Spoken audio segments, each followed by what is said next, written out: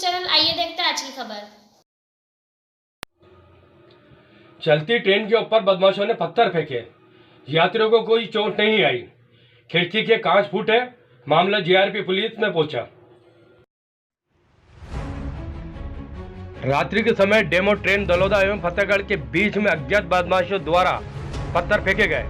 रात्रि 8 और 9 बजे की घटना बताई जा रही है। रेल में बैठे यात्रियों को कोई चोट नहीं आई है।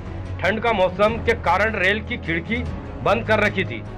यात्री खिड़की के पास बैठे थे। उन यात्रियों को कोई बड़ी घटना घटती उससे पहले ठंड की ठंडी हवाओं ने यात्रियों को बहुत बड़ी घटना से बचाया।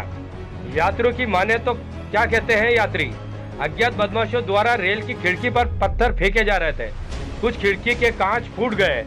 इस मामले की सूचना मंदसौर स्टेशन पर रुकी डेमो तो कुछ यात्री एवं रेल चालक ने जीआरपी पुलिस को इस घटना से अवगत कराया। जीआरपी पुलिस ने इस मामले को संज्ञान में लेकर अज्ञात बदमाशों के खिलाफ मामला दर्ज किया। दर्पण की चमक, मध्य प्रदेश, मंदसौर।